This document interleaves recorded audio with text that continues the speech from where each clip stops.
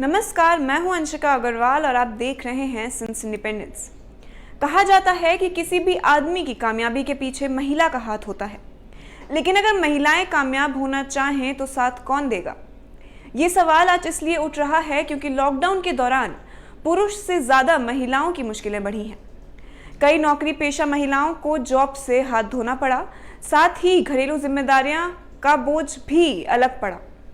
संसद के केंद्रीय ग्रामीण विकास राज्य मंत्री साध्वी निरंजन ज्योति ने बताया कि मनरेगा में महिलाओं की भागीदारी 5 साल के निचले स्तर पर आ गई है।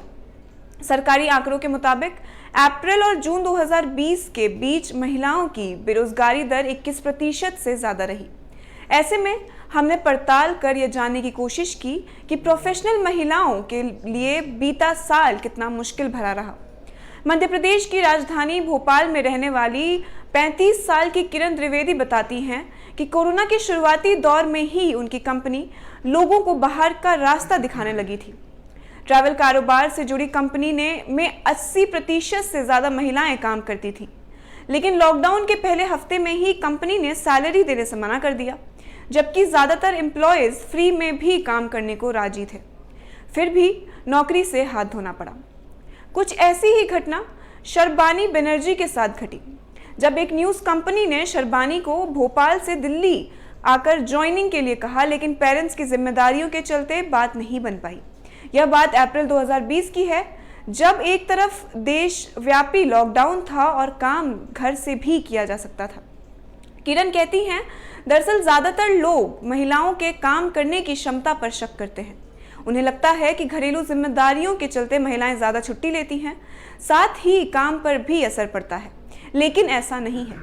भारत में तो ज़्यादातर लोगों को लगता है कि घर की जिम्मेदारी महिला की ही संभालेंगी। नतीजा यह है कि एक महिला समाज में कई किरदार को निभाती है, लेकिन अवार्ड्स देने के बजाय महिलाओं के लिए राह और कठिन कर दी जाती है। लॉकडाउन की घोषणा के बाद अप्रैल में भारत के शहरी क्षेत्रों में केवल 5% महिलाएं ऐसी रहीं जिनके पास रोजगार था। यह आंकड़ा 2018 और 19 में 11.2% था। फिलहाल अभी भी सिर्फ 4.5% शहरी महिलाओं के पास ही रोजगार है।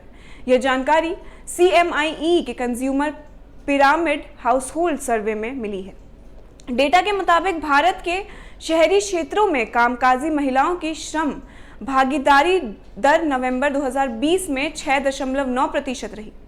दुनिया की सबसे मजबूत अर्थव्यवस्था में भी रोजगार के मोर्चे पर महिलाओं का हाल बेहाल ही है। ग्लोबल कंसल्टिंग कंपनी के मुताबिक अमेरिका में अप्रैल के दौरान महिलाओं की बेरोजगारी दर 15.8% रही। वहां पर 11 लाख लोगों को नौकरी से हाथ धोना पड़ा, जिसमें 80% यानी कि करीब 8.8 लाख महिलाएं थी।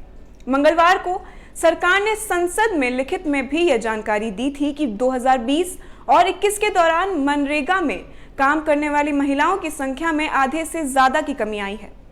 हालांकि यह तब कानूनी ज्यादा है, जो 33% है।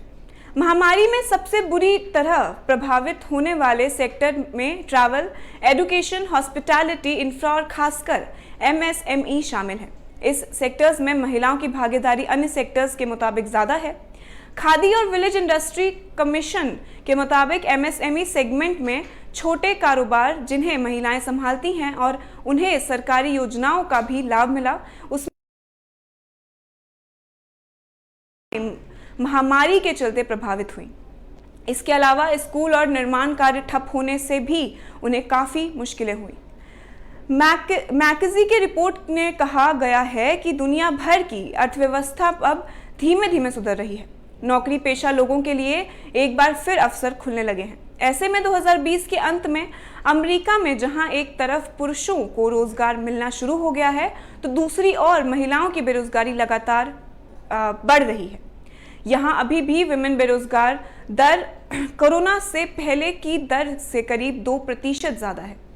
रिपोर्ट्स के मुताबिक कोरोना महामारी के 1 साल से ज़्यादा वक्त के बाद भी अगर पुरुषों की तुलना में महिलाओं को मिलने वाले रोजगार की संख्या में अंतर होगा, तो यह महिलाओं और अर्थव्यवस्थाओं दोनों को अच्छी तरह संकेत नहीं है।